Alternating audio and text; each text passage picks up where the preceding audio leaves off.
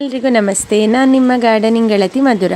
ಸ್ವಲ್ಪ ಕಷ್ಟಪಟ್ಟಾದರೂ ಇಷ್ಟಪಟ್ಟು ಟೊಮೆಟೊ ಗಿಡಗಳನ್ನು ಬೆಳೆಸ್ತೇನೆ. ಅದರಲ್ಲಿ ಹೂಗಳಾದರೂ ಕೂಡ ಕಾಯಿ ಬಿಡುವುದಿಲ್ಲ ಅಂತ ಕೆಲವರಿಗೆ ಸಮಸ್ಯೆ ಇರ್ಬೋದು. ಅದಕ್ಕೆ ಈ ಸಣ್ಣ ಪರಿಹಾರ ಟ್ರೈ ಮಾಡಿ ನೋಡಿ. ಗಿಡ ತುಂಬ ಟೊಮೆಟೊ ಗಿಡ ಖಂಡಿತ ಬಿಡ್ತದೆ. ಹೂಗಳು ಅರಳುವಂತಹ ಸಮಯದಲ್ಲಿ ಅಂದರೆ ಬೆಳಗ್ಗೆ, ಎಸ್ಪೆಷಲಿ ಬೆಳಗ್ಗೆಯಿಂದ ಮಧ್ಯಾಹ್ನದವರೆಗಿನ ಸಮಯದಲ್ಲಿ ಈ ಟ್ರಿಕ್ಕನ್ನು ನೀವು ಖಂಡಿತ ಫಾಲೋ ಮಾಡಿ. ಆಗ ಎಲ್ಲ ಹೂಗಳು ಕೂಡ ಹಣ್ಣಾಗಿ ಕೊಡ್ತದೆ. ಈ ಹೂ ಅರಳಿದ ನಂತರ ಮೇಲ್ಗಡೆಯಿಂದ ಸ್ವಲ್ಪ ಮೆಲ್ಲಗೆ ಈ ರೀತಿಯಾಗಿ ಅದಕ್ಕೆ ಬಡಿತಾ ಹೋಗಿ. ಅಂದರೆ ಟ್ಯಾಪ್ ಮಾಡೋದಷ್ಟೇ, ಜೋರಾಗಿ ಬಡಿದ್ರೆ ಹೂ ಉದುರಿ ಹೋಗ್ತದೆ. ಅದರ ಬದಲಿಗೆ ಮೆಲ್ಲಗೆ ಹೂವನ್ನು ಈ ರೀತಿಯಾಗಿ ಬಡಿಬೇಕು. ಪರಾಗಸ್ಪರ್ಶ ಅಥವಾ ಪಾಲಿನೇಷನ್ ಮಾಡಲಿಕ್ಕೆ ಇದು ಹೆಲ್ಪ್ ಮಾಡ್ತದೆ.